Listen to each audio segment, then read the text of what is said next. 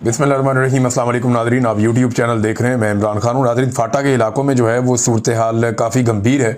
वज़ीरिस्तान में अवाम ने ख़ुद निकल कर एहतजाज किया, खैबर एजेंसी में लोगों ने निकल कर एहतजाज किया और दीगर इलाकों में पाकिस्तानी निकल कर एहतजाज कर रहे हैं। कबायली इलाकों के रहने वाले पश्तून अब ये समझते हैं कि उनके ऊपर एक ऑपरेशन मुसल्लत किया जा रहा है। मैं जब खैबर पख्तूनख्वा के बहुत सारे इलाकों में घूमा, बहुत सारे लोगों से मिला और मैंने वहाँ पे काफ़ी लंबा वक्त गुजारा, तो मुझे एक आदमी भी ऐसा नहीं मिला, चाहे उसका ताल्लुक ANP से हो, चाहे उसका ताल्लुक पीपल्स पार्टी से हो, चाहे उसका ताल्लुक जो है वो PTI से हो, कोई एक बंदा मुझे खैबर पख्तूनख्वा में ऐसा नहीं मिल रहा था जो ऑपरेशन का हामी हो। तमाम लोग यही कहते थे कि ऑपरेशन करके हमारी नस्ल कुशी होती है, हमारा नुकसान होता है, हमारी जानें भी जाती हैं, हमारा माली नुकसान भी होता है और उसके बदले में हमें मिलता कुछ नहीं। जब से पाकिस्तान बना है तब से लेकर अब तक हमारे ऊपर बार बार ऑपरेशन किए जाते हैं। इन ऑपरेशंस के ज़रिए से पैसा कमाया जाता है, डॉलर्स कमाए जाते हैं, बैरूनी आकाओं को खुश किया जाता है, दुनिया को बेवकूफ़ बनाया जाता है और हमें उसके बदले में कभी कुछ नहीं मिलता। हमारी ज़मीनें जो हैं वो हमसे छिन जाती हैं, हमारे वसाइल हमसे छिन जाते हैं, हमारे प्यारे हमसे छिन जाते हैं। अब वो बार बार यही बात करते थे और वो किसी किस्म का भी पाकिस्तान की मिलिट्री एस्टेब्लिशमेंट पे भरोसा करने के लिए तैयार नहीं थे और किसी किस्म का भी ऑपरेशन पाकिस्तान के कबायली इलाकों में वहाँ के रहने वाले लोग नहीं चाहते। अब ये जो एहतजाज हुआ है ये बड़ा शदीद अवामी रद्द-ए-अमल है और बड़े पैमाने पर एहतजाज हुआ है। इस पर मुराद सईद का एक ट्वीट भी आया है जिसमें उन्होंने नुमाइंदगी की है पश्तून अवाम की। मुराद सईद कहते हैं कि खित्ते बिलखसूस खैबर पख्तूनख्वा को नई जंग में धकेलने और दहशतगर्दी की वापसी की गलत पॉलिसी की निशानदेही की तो प्रोपेगेंडा करार दिया गया। ये मुराद सईद ने मेरे से भी बात की थी और उस वक्त मुराद सईद ने एस्टेब्लिशमेंट को भी बताया था और बार बार खबरदार किया था 2022 में कि डिज़ाइन के तहत, प्लानिंग के तहत कुछ दहशतगर्द ग्रुपों को खैबर पख्तूनख्वा में दाखिल किया जा रहा है। उनके ज़रिए से खैबर पख्तूनख्वा में हालात ख़राब करवाए जाएंगे और फिर यहाँ पे ऑपरेशन के नाम के ऊपर बड़े पैमाने पर फोर्सेस दाखिल हो जाएंगी। ये मुराद सईद ने कहा था, तो उस वक्त कहा गया ये प्रोपेगेंडा कर रहा है। अवामी ताकत से दहशतगर्दों को वापस धकेला तो फैसला साजों को इसमें अपनी शिकस्त महसूस हुई और गद्दार डिक्लेयर कर दिया गया। मुराद सईद को एक आगे गद्दार आदमी है, ये गलत बात कर रहा है। हालांकि यहाँ पे दहशतगर्द आए थे। मालाकंड में 3 मरतबा ये कोशिश की गई, अवाम ने बहुत एहतजाज किया और बिल आखिर यहाँ से दहशतगर्द वापस चले गए अफगानिस्तान। तो जब यहाँ पे नाकाम हो गए तो फिर जनूबी इजला जो साबिका फाटा है उसकी जानिब से खेल का आगाज हो गया। हमारे सरों की कीमत लगा दी गई, ये जो दहशतगर्द नासिर है उन्होंने लगाई। मगर इस सबसे बड़ी बदनसीबी ये है कि हर बात, हर खदशा और हर दावा सच साबित हुआ। काटलिंग में ड्रोन हमला हुआ, मासूम आवाम शहीद हुए, तो फैसला साजों ने पब्लिक इंटरेस्ट में इनको दहशतगर्द साबित करने का बयानिया चलवा दिया। हमने पूरी दुनिया को बताया कि ये कोई दहशतगर्द नहीं, सवात की गुज्जर बरादरी से ताल्लुक रखने वाले मासूम लोग थे। लेकिन रियासत पर काबिज माफिया और इनका सहूलतकार मीडिया उनको दहशतगर्द साबित करने पर तुला रहा। इसी तरह ड्रोन हमलों में इजाफा होता चला गया। अपने ही शहरियों पर उनकी अपनी ही फौज पब्लिक इंटरेस्ट में ड्रोन हमले करती रही। घर, खेल के मैदान, बुजुर्ग, बच्चे सब पब्लिक इंटरेस्ट में बिला तफरीक कत्ल किए गए। हर दफा नया बयानिया, नया झूठ। कभी कहीं बच्चे और अवाम नहीं दहशतगर्द मारे गए हैं, कभी कहें कि ड्रोन तालिबान ने किया है, तो ये भी किसकी नाअहली थी कि अगर तालिबान ने ड्रोन किया है। तो यहां तक अमन तहरीक के साथियों ने पैगामात भेजे कि हमारे ऊपर ना सिर्फ जमीन तंग कर दी गई है बल्कि फिजा में ड्रोन भी पीछा करते हैं। अगर ड्रोन गिराना शुरू करेंगे तो कहा जाएगा कि रियासत से टक्कर ले ली है, दहशतगर्द हैं। अगर खामोश रहते हैं तो एक एक करके अमन के लिए उठने वाली हर आवाज खामोश कर दी जाएगी। अब ये सूरत हाल है जी खैबर पख्तूनख्वा में। वो लोग अमन चाहते हैं और क्या चाहते हैं, वो जिंदा रहने का हक चाहते हैं और क्या चाहते हैं। वो चाहते हैं कि उनके बच्चे मैदान में खेलने जाएं तो महफूज तस्वुर किए जाएं। जैसा कि रावलपिंडी, इस्लामाबाद में रहने वाले बच्चे जब खेलने के लिए जाते हैं तो उनके माँ बाप समझते हैं, कंटोनमेंट में रहने वाले बच्चे जब खेल कूद के लिए बाहर जाते हैं तो उनके माँ बाप को लगता है ये महफूज रहेंगे। इसी तरह जो वज़ीरिस्तान में रहने वाले लोग हैं, जो फाटा में रहने वाले लोग हैं, वो यही चाहते हैं ना कि उनके बच्चे खेलने के लिए जाएँ तो महफूज रहें और उन्हें इस बात की फिक्र ना हो। अटैक हो जाता है, बच्चे शहीद हो जाते हैं, कभी जो बच्चे खेल रहे हैं उनके ऊपर अटैक हो जाता है और कभी कहा जाता है कि ये अटैक कोई और कर रहा है। और अब एक नया तमाशा शुरू होने लगा है। 18वीं तरमीम पास हो चुकी है, फाटा का इंतजाम हो चुका है, लेकिन चूंकि बड़ी गेम का हिस्सा बनने की ख्वाहिश और ऑफर है, इसलिए सूबाई हुकूमत और मुंतखब नुमाइंदों को बाईपास करके पुराने मकामी निज़ाम का नाम देकर पब्लिक इंटरेस्ट में नया तजुर्बा करने जा रहे हैं। मकसद नई जंग या ऑपरेशन की आड़ में मादनियात पर कब्जा और बैनुल-अक़वामी मफादात है, वरना पब्लिक इंटरेस्ट की फिक्र होती तो बॉर्डर सिक्योरिटी की जिम्मेदारी सर अंजाम देते। इसके लिए तो सही गलत की कोई तर्जीह नहीं थी। तो अब ये मुराद से दोबारा ये बता रहे हैं कि ये जो कुछ किया जा रहा है, फाटा का अगर मर्जर हुआ तो उसके फंड देना, ताकि वहां के लोगों पे खर्च किए जाए, वहां को डेवलप किया जाए, वहां की सिक्योरिटी बेहतर की जाए। फंड आप देते नहीं है तो कैसे चीजें बेहतर होंगी? और फंड जानबूझकर रोके हुए हैं ताकि फाटा वापस वफाक के कब्जे में चला जाए। और यहां पे एक ऑपरेशन का प्लान हो रहा है। लोग इस बारे में बहुत खाइफ हैं। जो आवाजें इसके लिए उठती हैं उसके बारे में मुराद सईद कह रहे हैं कि फिर ड्रोन हमलों के जरिए खौफ फैलाया जाता है, फिर कर्फ्यू, फिर ऑपरेशन की ख्वाहिश का इजहार, और अब जिरगा सिस्टम बहाल करने जैसे नाम देकर नई चालें चली जा रही हैं। क्या ये इलाके जो हैं वो तजुर्बागाह हैं? उन्होंने ये भी सवाल किया। अगर आपका ख्याल है कि आप ऑपरेशन का ऐलान करके एक मरतबा फिर हमें घरों से निकाल देंगे तो ये आपकी भूल है। ये 2008 नहीं है। कौम देख रही है कि जब रियासत किसी और महाद पर मसरूफ हो जाती है तो कैसे साबका फाटा में भी अमन आ जाता है। यानी यहां पे बदअमनी तभी होती है ना जब एस्टेब्लिशमेंट की यहां पे ज्यादा हिलजुल शुरू हो जाती है तो बदअमनी शुरू हो जाती है। जब किसी और तरफ लगते हैं तो यहां पे अमन आ जाता है। ये मादनियात जब एस्टेब्लिशमेंट को भूल जाती है ना तब फाटा में अमन आ जाता है। जब एस्टेब्लिशमेंट वापस इन मादनियात की तरफ आती है तो फाटा में अमन खत्म हो जाता है। वहां के लोग भी ये कहते हैं कि ये मादनियात हमारी सबसे बड़ी दुश्मन है। तो डालड़ी जंग कह रहे हैं मुराद सईद कि डालड़ी जंग शुरू करके दुनिया को हमारे जनाजे दिखाकर ड्रोन में मासूम लोगों को शहीद करके डॉलर आप कमा लेंगे अगर आपको ये लगता है, और इन सब की आड़ में हमारे इलाकों के ज़खायर पर कब्जा कर लेंगे, तो ये आपकी खाम ख्याली है। अब पब्लिक अपना इंटरेस्ट आपके बयानियों से नहीं जांचती।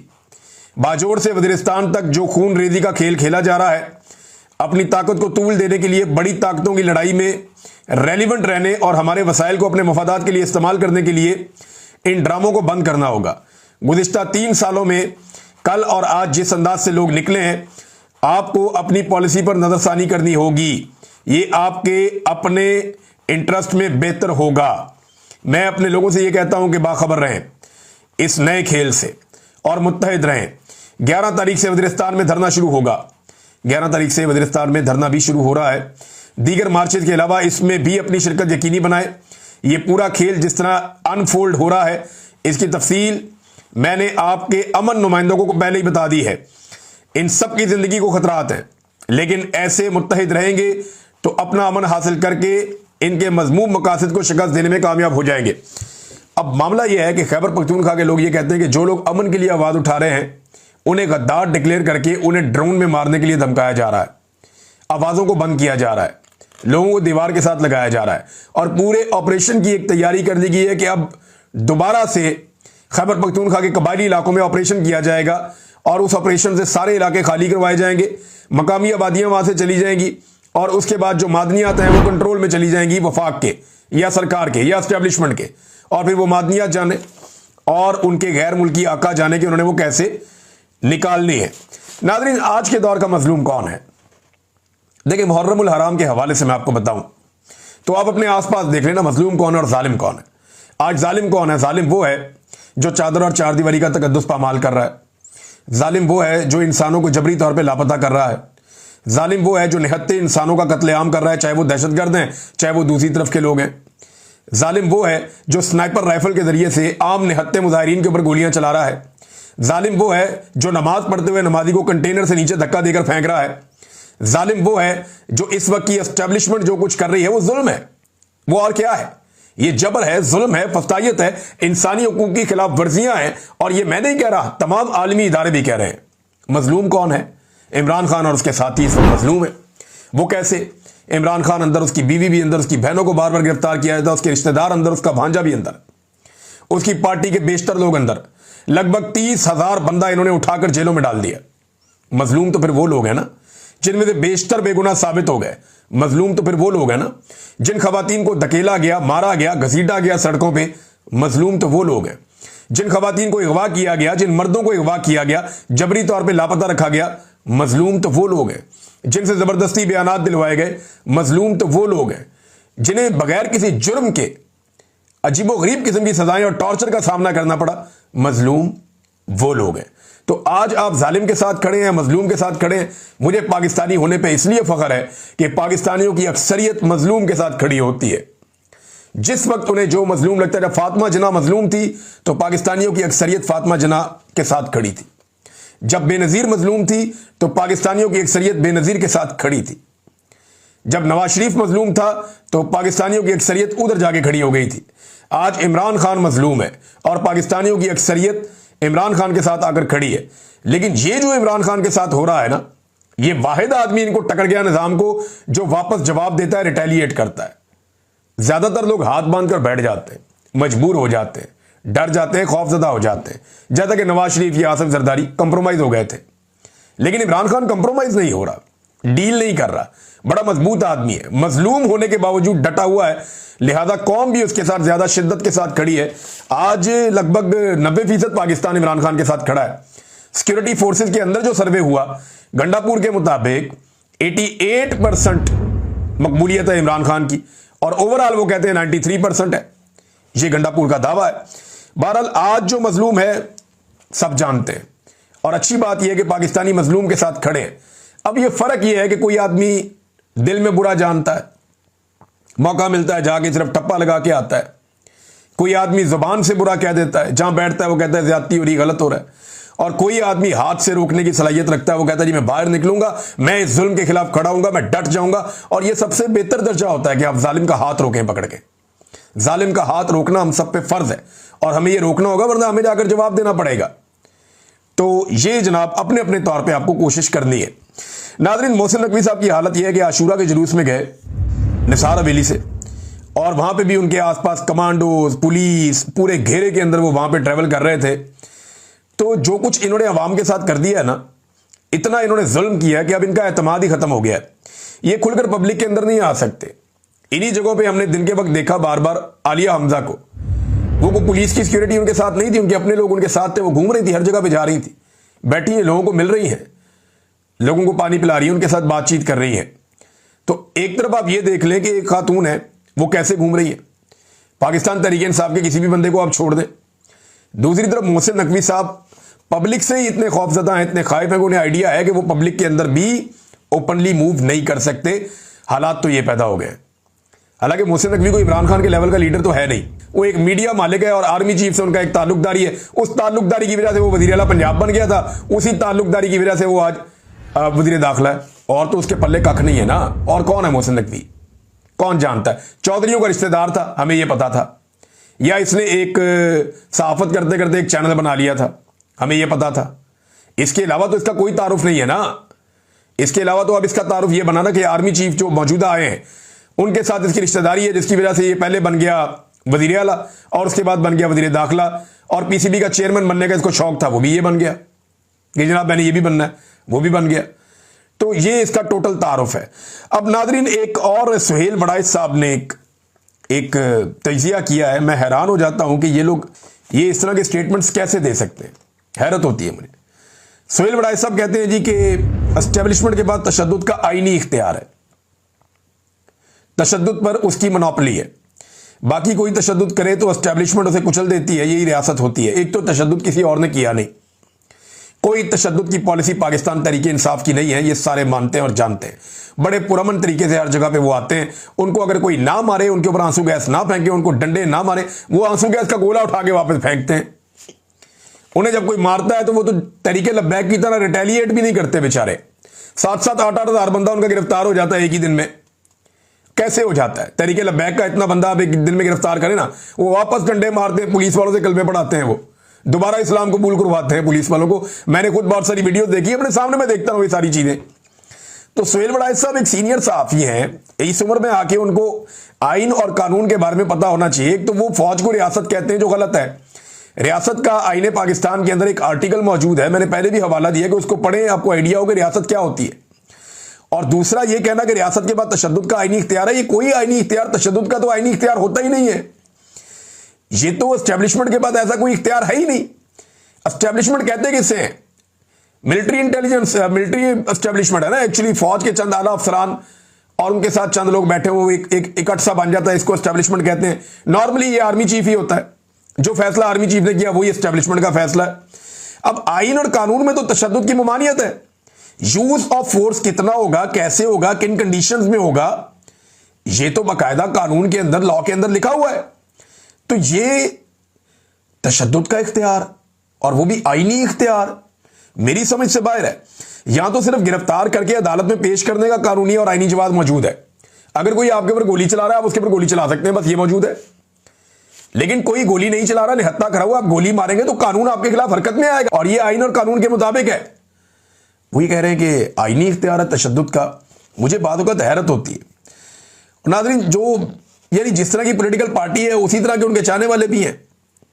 यानी यहां पे आप अंदाजा करें कि एक तरफ ये कहा गया जनाब हमने एमएस भी मुअत्तल कर दिया क्योंकि एमएस गलत आदमी था, हमने जो है वो जो सीईओ है उसको भी मुअत्तल कर दिया क्योंकि वो भी गलत आदमी था। तो अब जनाब एक और खबर आई है उसी अस्पताल से जुड़ी हुई, DHQ अस्पताल जो है पाकपतन वाला, वहां से कि ऑक्सीजन की सप्लाई बरकरार रखने के लिए एमएस को जिस हेड नर्स ने, सलमा तुफैल साहिबा थी, जिन्होंने ये खत लिखा था, उनकी सर्विसेज महकमा हेल्थ को वापस कर दी गई, यानी उनको ओहदे से हटा दिया गया। यानी उस नर्स को ही, हेड नर्स को ही फारिग कर दिया जिसने एमएस को यह लिखा था कि ऑक्सीजन की सप्लाई खत्म हो रही है, बच्चे मर जाएंगे, इन्हें बचाना है तो सप्लाई का बंदोबस्त करें। वो कहते जी अस्पताल की शोहरत को नुकसान पहुंचा। अस्पताल की नहीं, मरियम नवाज की शोहरत को नुकसान पहुंचा है। यहीं से सारा मामला खुला है। इस खातून ने बर वक्त ये कहा था कि बच्चे फौत हो जाएंगे, ऑक्सीजन का बंदोबस्त करो। एमएस ने नहीं किया। आज एमएस गिरफ्तार है, इसको क्यों ओहदे से हटा रहे? इसको तो इनाम देना चाहिए था, इसको तो बुलाकर कहना चाहिए था, शाबाश देनी चाहिए थी कि आपने अच्छा किया, कि आपने निशानदेही की और अपनी ड्यूटी आपने पूरी की, लेकिन इसको भी हटा दिया गया। यहां से आप अंदाजा कर लीजिए। और नाज़रीन, जो प्राइवेटाइजेशन की इनकी पॉलिसी है वो भी बहुत बुरी तरह नाकाम हुई है। पंजाब हुकूमत की जानिब से अस्पतालों को प्राइवेटाइज करने का मंसूबा शुरू होने से कबल ही जवाल का शिकार हो गया है। मोहम्मद उमैर साहब ने इस हवाले से खबर दी है और 2 पेपर भी इसके साथ मुंसलिक किए हैं। वो ये बताते हैं कि मुजफ्फरगढ़ और ओकाड़ा में 2 अस्पताल प्राइवेटाइज होने के बाद प्राइवेट इंतजामिया ने अस्पताल चलाने से इनकार कर दिया। बसीरपुर में अस्पताल प्राइवेट और सरकारी होने के मसले में अमला ना होने के बायस 2 शहरी जान की बाजी हार गए। एक तो सरकारी अस्पतालों को प्राइवेटाइज करने का ये मंसूबा क्या है?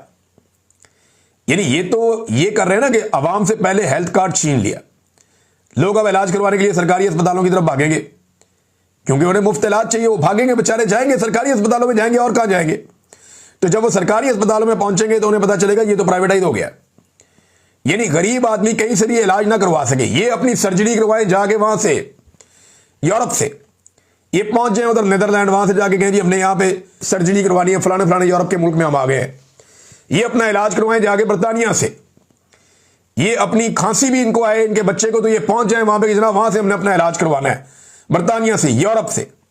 लेकिन गरीब आदमी जिस सरकारी अस्पताल में इलाज करवाने जाए वो भी प्राइवेटाइज हो जाए कि दो ये भी प्राइवेटाइज कर दो। और हालात ये पैदा कर दिए, इतने नालायक हैं कि ये काम भी वो ठीक से नहीं कर पा रहे। यानी रेवड़ियां जो बांट रहे हैं वो भी इनसे ठीक तरीके से नहीं खाई जा रही।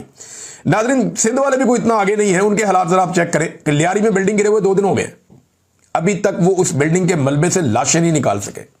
वो एक दूसरे पे इल्जाम डाल रहे हैं। एमजीएम कह रही है जी पीपल्स पार्टी इसके लिए जिम्मेदार है, ये बिल्डिंगें बनाते हैं इस तरह की, ये और बहुत बिल्डिंगें गिरेंगी, इन्होंने बेड़ा गर्क कर दिया कराची का, इनको इक्तदार का नशा है। एमजीएम ये कह रही है, पीपल्स पार्टी कह रही है नहीं नहीं नहीं, एमजीएम चोर है, एमजीएम फ्रॉड कर रही है, एमजीएम को नशा इक्तदार का, एमजीएम ने ये सारा पैसा लेके अपने सेक्टर कमांडर के जरिए से अजीबोगरीब किस्म की बिल्डिंगें बना दी हैं। सेक्टर हेड जो इनके बने हुए थे, इन्होंने बेड़ा गर्क किया जनाब कराची का। वो पीपल्स पार्टी एमजीएम पे डाल रही है, एमजीएम पीपल्स पार्टी पे डाल रही है, और लाशें वहां मलबे में दबी हुई हैं। और कैपेसिटी इनकी ये है, रोला इन्होंने डाला हुआ था कि जहां सैलाब आ गया वहां पे लाशें क्यों नहीं मिल रही, वो वहां से तो लाशें मिल गई थी, उसके ऊपर तनकीद कर रहे थे। हालांकि वो तनकीद के काबिल था, वहां इंतजामी गफलत थी। लेकिन यहां पे तो आप, इतना बड़ा शहर है, पाकिस्तान का सबसे बड़ा शहर है, वहां पे मलबे से लाशें निकालते हुए 2 दिन हो गए इनको। अब तक की इतला के मुताबिक 19 लोग इसमें जाँ बाग हुए हैं और यह बताया जा रहा है कि अभी मजीद लाशें मिलने की तवक्को है। हैरत होती है मुझे कि ये कितने नालायक लोग हैं। और पाकिस्तान की इन्होंने हालत क्या कर दी, जरा नाज़रीन ये आप सुने। एक चीज मैं आपके सामने रखने वाला हूं, कर्जों की सूरत हाल। इस वक्त जो लेटेस्ट खबर आई है कर्जों के हवाले से, वो ये बताती है कि वफाकी हुकूमत के कर्जे 76,045 अरब रुपए की नई बुलंद तरीन सतह पर पहुंच गए हैं। ये रिकॉर्ड कर्जे हैं जो मौजूदा हुकूमत ने हासिल किए हैं। ये कहते हैं हम इकोनॉमी ठीक कर रहे हो, कर्जे लेकर कौन सी इकोनॉमी ठीक होती है? और ये कौन सी साइंस है? दुनिया का कोई साइंटिस्ट आके मुझे समझा दे, कोई इकोनॉमिस्ट आके ये दावा कर दे जनाब कर्जे लेते जाओ इकोनॉमी बेहतर हो जाती है। और भाई कर्जे उतारने से इकोनॉमी बेहतर होती है, कर्जे वापस करने से इकोनॉमी बेहतर होती है, या कर्जे जो आप ले रहे हैं उनकी शरह कम करने से इकोनॉमी बेहतर होती है। पाकिस्तान के 77 साल के अंदर जो कर्जे लिए गए वो 75-76 साल में 2022 तक 75 साल में जो कर्जे लिए गए ना पाकिस्तान में 2022 तक, जब तक इमरान खान साहब की हुकूमत थी, वो 43,000 अरब थे, 43,000 अरब रुपीज, बिलियन रुपीज। ये कर्जा लिया गया था पाकिस्तान बनने से लेकर 2022 में इमरान खान साहब की हुकूमत गिरने तक। कितना? 43,000 बिलियन, 43,000 अरब इमरान खान की हुकूमत गिरने के दिन तक। और उसके बाद से लेकर अब तक 3 सालों में जो कर्जा लिया गया ये पहुंचा दिया इन्होंने 76,000 अरब तक। अंदाजा कीजिए आप, 76,000 अरब तक का मतलब आपको पता है? 33,000 अरब कर्जा इन्होंने ले लिया 3 सालों में। 75 सालों में जितना कर्जा लिया उसके करीब करीब कर्जा इन्होंने 3 सालों में ले लिया। और अगर ये 1 साल और रुक गए या 1.5 साल और रुक गए तो ये डबल कर्जा ले लेंगे जितना पाकिस्तान बनने से लेकर अब तक पाकिस्तान ने लिया है। अंदाजा करें आप, ये कैसे जालिम हुक्मरान आए हैं। इन्होंने पाकिस्तान की पूरी मईशत को निचोड़ के रख दिया है। पाकिस्तान में जो सरमायाकारी है 50 साल की कम तरीन लेवल पे आ गई है। पाकिस्तानी सरमायाकार पाकिस्तान छोड़कर बाहर भाग रहे हैं। आज मुझे बेशुमार लोगों ने राब्ता किया कि जनाब अपनी प्रॉपर्टी, अपनी चीजें हम बेचकर पाकिस्तान से जा रहे हैं। एक दोस्त ने, वो पाकिस्तान के अंदर कारोबार करते हैं, उन्होंने बताया कि कोई आदमी जमीन का एक टुकड़ा खरीदने को तैयार नहीं है। कम कीमत में बेचता हूं, कोई लेना नहीं चाहता। लोग अपनी फैक्ट्रियां, अपनी चीजें ओने पोने बेचकर पाकिस्तान छोड़कर जा रहे हैं। वो ये कहते हैं ये मुल्क एस्टेब्लिशमेंट चलने ही नहीं देगी, जो हालात पैदा हो गए।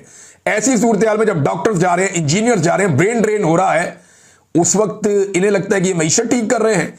ये गरीब आदमी का खून नचोड़ रहे हैं और अपनी तनख्वाहें और मुराद बढ़ाते चले जा रहे हैं, बढ़ाते चले जा रहे हैं, बढ़ाते चले जा रहे हैं। और उनको बढ़ाने के लिए ये अंधाधुंध कर्जे ले रहे हैं और उन्हीं कर्जों के नीचे पिस के हमारी ये हालत हो गई है। अब अगर पाकिस्तान में कोई अवामी हुकूमत आ भी जाए, फर्ज करें, तो इससे निकलना क्या आसान होगा? क्या इससे निकलना आसान होगा? 76,000 अरब के कर्जे हैं, इनसे निकलना आसान होगा? इनसे निकलने में आपको 2 दहाइयां लग जाएंगी कम से कम। और वो भी अगर कंटिन्यूटी रही और एस्टेब्लिशमेंट ने कोई नया पंगा ना लिया तो। अब तक के लिए इतना ही। अपना ख्याल रखिएगा, अपने चैनल का भी। अल्लाह हाफिज।